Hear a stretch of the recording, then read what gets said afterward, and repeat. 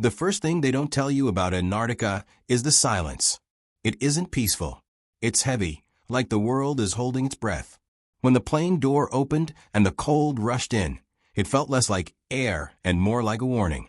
I remember gripping my coat tighter and whispering a short prayer under my breath, not because I was afraid of the cold, but because something deep inside me felt watched. My name is Father Michael Reyes. I am a priest. I've spent most of my life listening to confessions, blessing homes, and reminding people that God is close, even when life feels dark.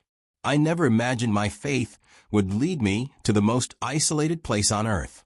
And yet, that's exactly why the church sent me to Antarctica. The official reason was simple. A multinational research station had requested spiritual support. Long winters, endless night, isolation. These things weigh on the human mind. Scientists were reporting anxiety, nightmares, and strange behavior. The church thought a priest might help keep morale steady. I believed that too. At first, the station sat like a metal scar against the endless white. No trees. No animals. Just ice stretching farther than the eye could see. The wind howled constantly, scraping against the walls like fingernails. Inside, the halls were narrow and dimly lit, filled with a hum of machines that never slept. The people there looked tired in a way I had never seen before. Not just physically, but spiritually, as if something had drained them slowly over time. They welcomed me politely, but something was off. Conversations stopped when I entered a room. Eyes avoided mine. A few scientists crossed themselves when they thought no one was looking. That alone unsettled me. These were rational people, trained to trust data and evidence, not old prayers and holy symbols. On my first night, I held a small service in the common room. Only 5 people showed up out of a crew of over 30. I spoke about endurance, about light surviving even the longest darkness. As I talked, I noticed one man in the back, Dr. Alan Kovacs, staring at the floor with clenched fists. When the service ended, he approached me, his voice barely above a whisper. "You shouldn't be here, Father," he said. I smiled, thinking he meant the cold or the isolation. "God goes where he's needed," I replied. He shook his head slowly. "No, you really shouldn't be here." That night, sleep wouldn't come. The station creaked and groaned under the pressure of the ice, and every sound felt louder in the darkness. At some point, I heard footsteps outside my door. Slow, careful. I opened it, expecting to find someone in distress, but the hallway was empty. Just cold light and shadows that seemed too long. Over the next few days, I learned more than I wanted to. The scientists weren't just studying climate patterns or ice cores. Deep beneath the station, far below the frozen surface, was a drilling site. They had found something embedded in the ice, something ancient. Official reports called it a geological anomaly. No one used that term when speaking privately. They called it the structure. It had been found nearly 2 miles below the surface, sealed in ice older than human history. Perfectly smooth, perfectly black, no cracks, no markings. And yet, it didn't feel natural. Several crew members admitted that just being near it caused headaches, nausea, and vivid dreams. Dreams of voices echoing under ice, of shadows moving where they shouldn't. One evening, a young engineer named Lucas came to me for confession. His hands were shaking so badly he could barely hold the rosary I offered him. He confessed to nothing sinful, only fear. He said the ice talked at night. Not in words, but in feelings. Pressure behind the eyes. Thoughts that weren't his own. "I don't believe in God," he said, tears freezing on his cheeks. "But something down there believes in us." I wanted to tell him it was stress, isolation, the mind playing tricks. That's what my training said. But my faith told me something else. There are things science hasn't named. Things Scripture warns us about without explaining fully. The station commander finally allowed me to visit the lower levels. As the elevator descended, the air grew colder, heavier. The walls were lined with scripture verses someone had scratched into the metal. Psalms. Latin prayers. They hadn't been there before. When the doors opened, I felt it immediately. a deep vibration, not heard but felt in the bones. The structure sat behind reinforced glass, surrounded by sensors and cables. It looked like a massive shard of night, swallowing the light around it. I began to pray without realizing it. The words came fast, desperate. The moment I did, every monitor in the room spiked. Alarms screamed. Lights flickered. And for just a second, only a second, I thought I saw movement beneath the surface of the ice, like something turning toward us. They rushed me out after that. Told me it was a coincidence. Equipment failure. But no one met my eyes. That night, the dreams began for me too. Dreams of standing in a cathedral made of ice, my breath fogging the air, while something ancient waited behind the altar, listening to my prayers and learning from them. I came to Antarctica to bring faith to the isolated. Now I'm starting to wonder if my presence here is exactly what whatever's in the ice wanted all along. And as the sun sinks lower each day, threatening months of total darkness, I can't shake the feeling that once the night fully settles in, it won't just be the cold we'll be trapped with. Something beneath the ice is waking up, and it knows I'm here. After that night, time stopped feeling normal. Days blended into one another, measured only by scheduled meals and the dull glow of artificial lights. Outside, Antarctica remained endless and indifferent, a frozen ocean of white pressing against the walls of the station. Inside, the tension thickened. People spoke less. When they did, their words felt rehearsed, as if everyone was trying not to say the same forbidden thing out loud. I tried to keep myself busy. I held short prayer sessions, walked the corridors, listened. That was my real role, after all, to listen. And people were breaking in quiet ways. One researcher started sleeping in the chapel every night, curled up beneath the cross like a child hiding from a storm. Another refused to go below ground, even when ordered. A veteran glaciologist with 20 years of polar experience confessed to me that he hadn't felt fear like this since his daughter was born premature. It's not the cold, he said. It's not the dark. It's like the ice itself is paying attention. The station logs told a different story. Everything was labeled as stress, equipment noise, environmental fatigue.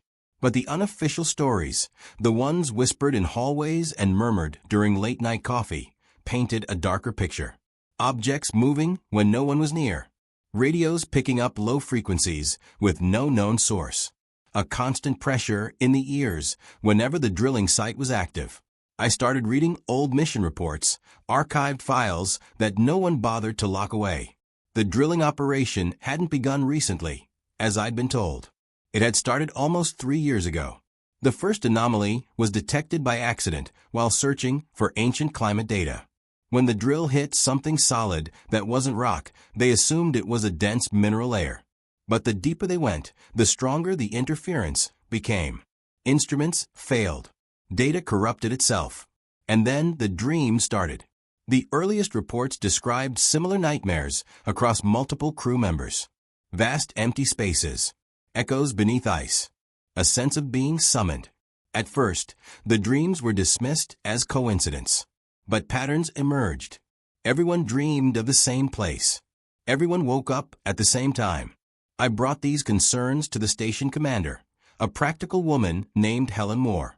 She listened patiently, hands folded, eyes sharp but tired. "Father," she said, "we are scientists. We can't afford to chase ghosts." "I'm not asking you to," I replied. "I'm asking you to consider that something here is affecting people in ways we don't understand." She sighed. "Understanding is exactly what we're trying to do." That was the problem. The deeper they drilled, the worse things became. And still, no one was willing to stop. As the weeks passed, the sun barely rose above the horizon. Soon, it would disappear completely. The long polar night was approaching, and with it came a strange urgency among the crew. Work shifts extended. Drilling hours increased. It felt like the station was racing against something unseen. Dr. Kovacs avoided me after our first conversation, but I saw him often through observation windows, staring down into the depths as if waiting for something to look back.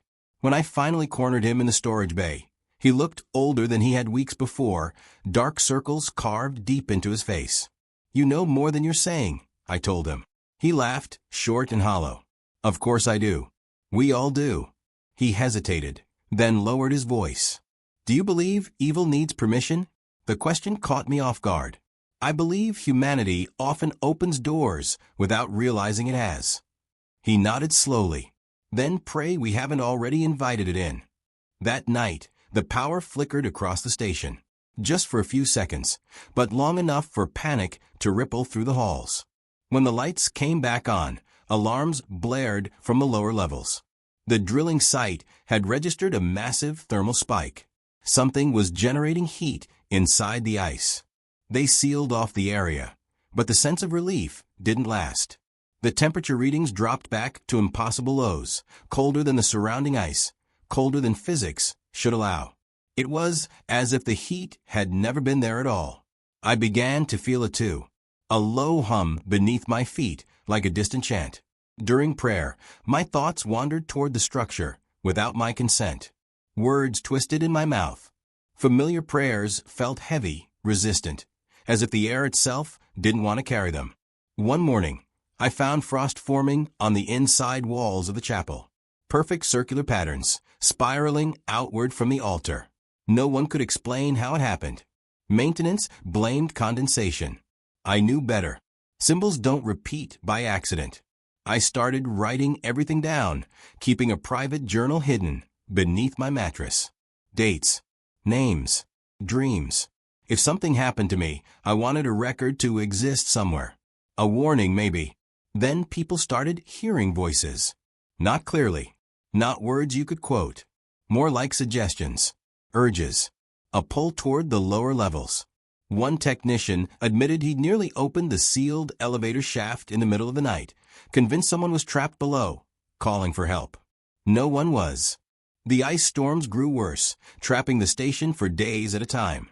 Communication with the outside world became unreliable. Short bursts of static replaced clear signals. Once, during a failed transmission, I could swear I heard chanting layered beneath the noise. The structure was changing too. Sensors showed microscopic fractures along its surface, hairline cracks that appeared and vanished within seconds. The ice around it was thinning, not melting, but pulling away, as if repelled. I asked permission to bless the drilling site. It was denied. That denial scared me more than anything else, because it meant they were afraid of what might happen if I did. As the last sliver of sunlight vanished below the horizon, plunging Antarctica into complete darkness, I stood alone by the observation window, staring out at the endless ice. Somewhere beneath my feet, buried for longer than memory, something ancient was stirring. And for the first time since I took my vows, I found myself praying not for understanding, but for forgiveness.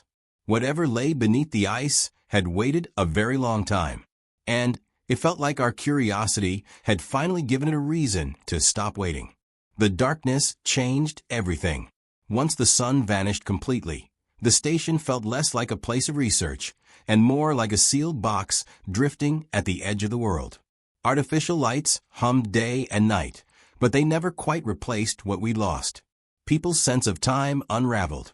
Some worked too long, others slept too much. A few stopped sleeping altogether. I noticed it first in their eyes. A dull shine, as if they were always listening for something just out of reach. Conversations became fragmented. Sentences trailed off. Laughter sounded forced, brittle. The isolation of Antarctica pressed down harder with each passing day, and whatever lay beneath the ice seemed to thrive in that pressure. My dreams grew more vivid. I stood at the edge of a vast frozen plain while cracks spread beneath my feet like veins. Beneath the ice, something shifted, slow and deliberate. I could never see it clearly, but I always felt it watching me, studying me. When I woke, my prayers felt weaker, like words spoken underwater. Others were changing too. Lucas, the young engineer, stopped coming to meals.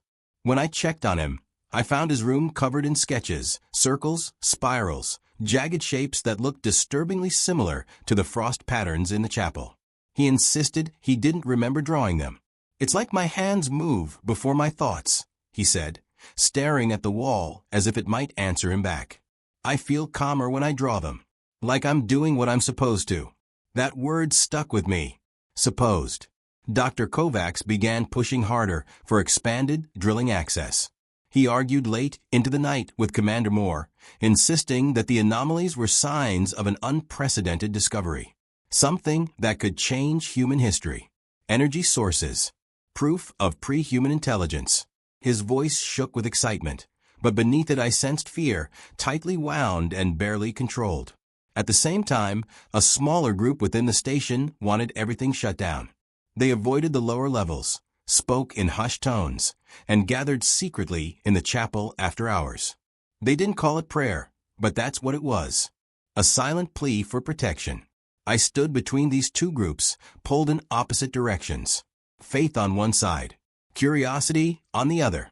And beneath both, something older than either, quietly exerting its influence. The first serious incident happened during a routine maintenance check near the drilling shaft. A technician named Mark collapsed without warning. No injuries. No signs of illness. He simply dropped, eyes wide open, heart racing. When he came to, he screamed for nearly 5 minutes straight. Later, he told me he'd seen the ice open like a door. There was light inside, he whispered. Not warm. Not cold. Just endless. Medical evaluations found nothing wrong. The report labeled it a panic attack. Mark requested immediate evacuation. It was denied due to weather conditions. He hasn't spoken since. I began to question my own role more deeply. Why had the church really sent me? The official request explained my presence, but something about the timing bothered me. I reached out through unreliable channels, trying to contact my superiors. Most messages never went through. One finally did, days later, short and unsettling. Observe. Do not interfere unless necessary. That was all. Observe what exactly? As pressure built within the station, small acts of defiance appeared. Equipment went missing. Access codes changed without authorization. Someone scratched a large cross into the metal door leading to the elevator shaft, deep enough to leave curled shards of steel on the floor. No one admitted to doing it. The structure responded in subtle ways. Power fluctuations increased. Sensors registered rhythmic pulses, almost like a heartbeat, emanating from the ice. The pattern wasn't random. It repeated every night at the same time. Midnight. The time most people dreamed. One evening, I was summoned to the infirmary. A researcher named Elena sat upright on her bed, eyes unfocused, murmuring in a language no one recognized. It wasn't Latin, though it sounded ancient. When I approached, she turned toward me sharply and spoke clearly for the first time. It hears you, she said. I asked too. The one you pray to, she replied. And the one beneath us. Her vitals spiked violently after that. She was sedated and later claimed no memory of the encounter. I started to wonder if the structure wasn't just influencing us, but learning from us. Studying our fears, our beliefs, our weaknesses. The more attention it received, the more active it became, as if awareness itself fed it. The ice storms worsened again, isolating us completely. No planes, no transmissions, just endless wind and darkness. Supplies were stable, but morale was collapsing. Arguments broke out over nothing. Old resentments surfaced. People accused each other of sabotage, of hiding information, of listening to the ice.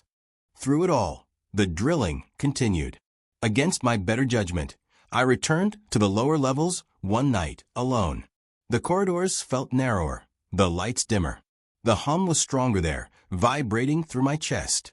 I stopped at the reinforced glass, staring at the structure. Up close, it didn't look like stone or metal. Its surface seemed to absorb the light, bending it, distorting the space around it. I placed my hand against the glass and felt a sudden rush of emotion that wasn't my own. Grief, patience, hunger. For a moment, I understood something I wish I hadn't. It wasn't trying to escape. It was waiting to be understood. Footsteps echoed behind me. Commander Moore stood there, face pale. You shouldn't be here, she said. Neither should this, I replied. She didn't argue. Instead, she looked at the structure with something close to reverence. "Do you know what it could mean if we unlock it?" she asked quietly. I thought of Mark's scream, Elena's voice, Lucas's drawings, my own weakening prayers. "I know what it already means," I said. "And I don't think we're ready." She didn't answer. She just turned and walked away, leaving me alone with the hum and the weight of what was coming. Back in my room, I opened my journal and wrote until my hands cramped. If this place fell silent, if the ice claimed us all, someone needed to know that we sensed it before it happened, that we felt the warning. As I closed the journal, the hum deepened, steady and deliberate, like a signal being sent through the ice. And somewhere deep below the station, something responded. The station stopped feeling neutral after that night. It felt aligned, like it had chosen a side, and we were simply living inside its decision. The hum beneath the floors grew louder, no longer subtle enough to ignore. People paused mid-sentence, tilting their heads as if listening to distant thunder. Some claimed they couldn't hear it at all, which somehow felt worse. Commander Moore announced that drilling would continue at full capacity. Her voice over the intercom was steady, but I could hear strain beneath it. She spoke about breakthroughs, about pressure from organizations far beyond this frozen place. She didn't mention the growing number of medical reports or the fact that 3 more crew members had requested emergency evacuation in the last 48 hours. That night, the chapel filled without announcement. No schedule, no invitation. People simply arrived, one by one, drawn by something they didn't fully understand. We didn't pray aloud. We just sat together in silence, listening to the walls creak and the wind scream outside. I realized then that fear had become our common language. Lucas sat closest to the altar, his sketchbook clutched to his chest. His hands were raw, cracked from constant drawing. When I asked him softly what he was seeing now, he didn't answer. He just opened the book. The drawings had changed. The shapes were no longer abstract. They formed something like a doorway, surrounded by ice, with small human figures standing beneath it. "They're not supposed to be afraid," he finally said. "It doesn't understand why we are." Below us, the drilling site came alive in ways that couldn't be hidden anymore. The pulses from the structure synchronized with station systems, interfering with power flow, knocking out cameras, rewriting timestamps in logs. Midnight no longer mattered. The rhythm persisted constantly, like a slow countdown. Dr. Kovacs barely slept. He spoke openly now, no longer bothering to hide his obsession. In meetings, he referred to the structure as if it were alive, though he never used that word directly. He spoke of resonance, of communication across time, of intelligence preserved in ice long before humanity learned to write its own history. "We are standing at the edge of first contact," he said during one briefing. "Not from the sky, from beneath our feet." I watched the room carefully. Some faces lit up with awe. Others darkened with dread. The divide was complete now. Elena was taken off sedation briefly for evaluation. When I visited her, she looked smaller somehow, as if something had been drained from her. She asked me if I believed God could hear us this far south. "Of course," I told her. She nodded slowly. "Then why does it answer faster?" Before I could ask what she meant, alarms blared across the station.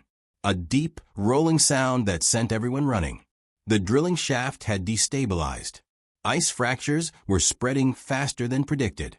Not outward, but inward toward the structure, as if something was pulling the ice apart from the inside. Emergency protocols were activated. Sections of the lower level were sealed off. But the structure's readings didn't spike this time. They stabilized. That terrified me. It was no longer reacting. It was ready. The storm outside intensified, the worst we'd seen yet. Winds slammed against the station with relentless force. Snow buried antennae. Communication with the outside world went completely dark. For the first time since my arrival, we were truly alone. In the chaos, something else happened. Someone bypassed the security locks on the lower levels. I found out when Lucas disappeared. His room was empty. His sketchbook lay open on the bed, the final drawing unfinished. A door in the ice, wider now, and beneath it one figure stepping forward. Footprints led toward the elevator shaft. I followed them despite every instinct screaming at me not to. The air grew colder with each step downward, breath fogging thick and fast. The hum was deafening now, vibrating through my skull, making it hard to think. At the lower level, I found the reinforced glass cracked for the first time. Just a single fracture, thin as a hair, spreading slowly across the surface. The structure pulsed gently, almost patiently. Lucas stood before it, eyes unfocused, one hand pressed against the glass. "It knows my name," he said calmly. I pulled him back just as Commander Moore and security arrived. The alarm screamed louder. Power surged and died. Red emergency lights bathed everything in a warning glow. The crack in the glass deepened with a sharp, echoing sound. Kovacs arrived last. He didn't look afraid. He looked relieved. "This is what we've been waiting for," he said. "Proof." "Of what?" I shouted over the noise. "That we're not alone in history." The glass groaned again. The temperature dropped sharply, breath turning to frost instantly. The structure's surface shifted, not breaking, but changing, like ice melting in reverse. In that moment, I understood the final truth we'd all been circling. This wasn't a prison. It was a threshold. The station shook violently as something deep within the ice realigned. Somewhere above us, metal screamed under stress. People shouted orders that no one followed. Every instinct in me said we were seconds away from crossing a line that could never be uncrossed. I reached for my rosary, fingers numb, heart pounding. Not to stop what was happening. I knew that was no longer possible, but to prepare myself for what came next. Because whatever was beneath the ice was no longer content to watch. It was about to answer. The alarms cut out all at once, plunging the lower level into an unnatural quiet. No hum, no sirens, just a thick, crushing silence that pressed against my ears. For a brief, terrifying moment, I thought the structure had gone dormant. Then I felt it, not through sound, but through thought. A pressure behind my eyes, like a presence leaning closer. Lucas collapsed to his knees, gasping for breath. Commander Moore barked orders, but her voice echoed strangely, as if the room itself was bending the sound. The crack in the reinforced glass stopped spreading. Instead, it began to fade, sealing itself slowly, deliberately. "That's not possible," one of the engineers whispered. "The fracture should be expanding." Dr. Kovacs stepped closer, eyes wide with awe. "It's responding," he said. "Adapting." Before anyone could stop him, he placed his palm against the glass. The moment he did, every light in the room flared bright white. I felt the force of it push through me, knocking the breath from my lungs. Images flooded my mind, ice forming over endless ages, stars wheeling overhead, civilizations rising and vanishing like brief sparks. And beneath it all, something vast and patient, watching humanity grow louder, more curious. When the light faded, Kovacs staggered back, trembling. His face had gone pale, but he was smiling. "It doesn't want to destroy us," he said softly. "It's been waiting for us." "For what?" I asked. "To remember," he replied. That word hit me harder than anything else that night.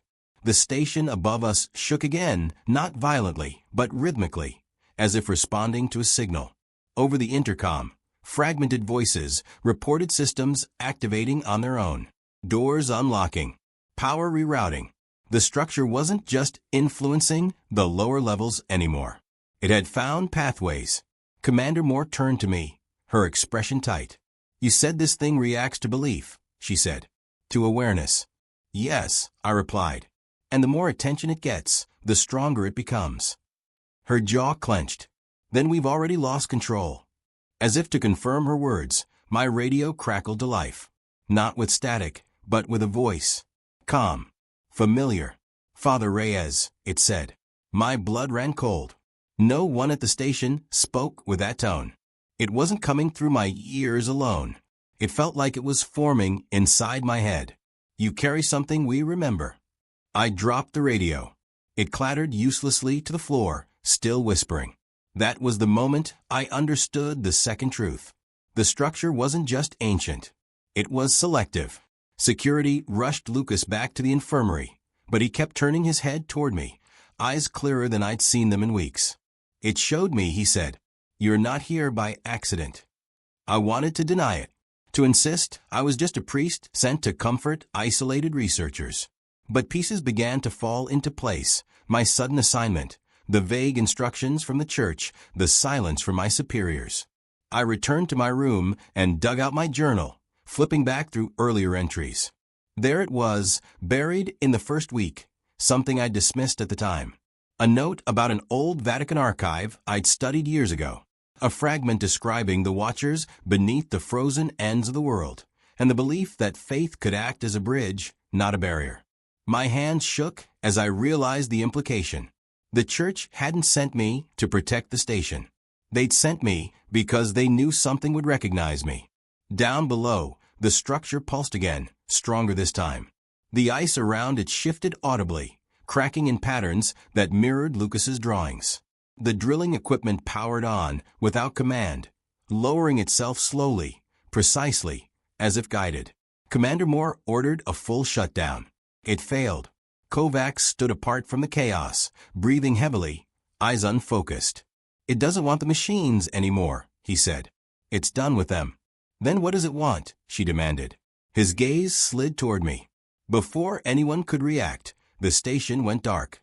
Emergency lights flickered on seconds later, casting long red shadows across the corridors. Somewhere above, metal groaned under impossible strain. Snow and ice pounded the structure from outside, but inside, the air felt warmer, charged. The radio crackled again. "Witness," the voice said. "Anchor. Door." I felt the words settle into me like a weight. Memories surfaced that weren't mine. Ancient rituals performed under open skies.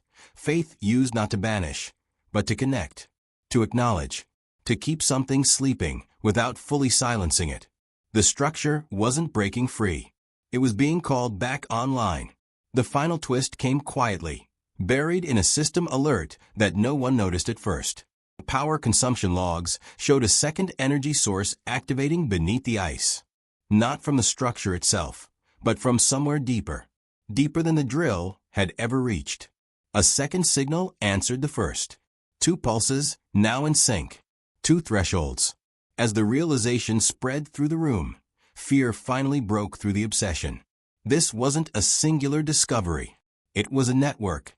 Something vast, distributed, waiting for the right conditions to awaken.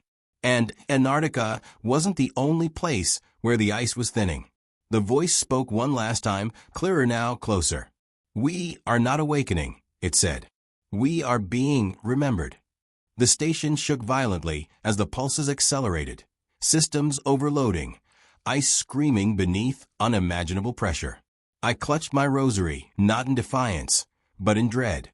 Because if the structure truly recognized me, then that meant my faith wasn't a shield. It was a key. And whatever was coming next was no longer confined to the ice beneath our feet. The shaking reached a breaking point. Not an explosion, not chaos, but a deep, rolling force that felt like the station itself was being lifted and set back down by unseen hands. People screamed. Systems failed. Somewhere above us, ice collapsed against steel with a sound like thunder locked inside a box. I didn't wait for orders. I ran. The lower levels were filling with emergency lights and drifting frost. The pulses from the structure had synchronized completely now, 2 steady rhythms beating through the ice like a massive, shared heart. Every instinct told me that if I didn't act in that moment, there would be no second chance. When I reached the reinforced chamber, the glass was gone. Not shattered, not broken, gone. The structure stood exposed, its surface no longer solid black, but faintly translucent, like deep ice under moonlight. Shapes moved within it, not bodies, not forms, but impressions, memories folding over one another. The hum had stopped. In its place was a silence, so complete it felt sacred. Commander Moore and Dr. Kovacs were already there. Kovacs stood inches from the structure, tears running down his face. "It showed me everything," he said, voice trembling. "We weren't the first. We were just late." Moore looked at me, eyes desperate. Do something, she said. You're the reason it's responding. You're the key, right? I stepped forward, heart pounding so hard I could barely hear my own thoughts. The air grew warmer with each step. Not heat, presence. The voice returned, no longer distant. You remember us, it said through me, not to me. You carry the pattern. Images flooded my mind again, sharper this time. Long before cities. Before recorded history. Humans standing at the edge of glaciers, afraid of the dark and the cold, praying not to a god above, but to something beneath the ice. Not worship. Witness. I finally understood. The structure wasn't evil. It wasn't benevolent either. It was a keeper. A recorder. A consciousness designed to endure extinction-level cycles, preserving memory when civilizations failed. When humans forgot who they were, something beneath the ice remembered for them. But memory has weight, and awakening it fully would drown the present in the past. You don't need to open, I said aloud, voice shaking. You only need to sleep. A pause. Sleep requires agreement, the presence replied. I knew what that meant.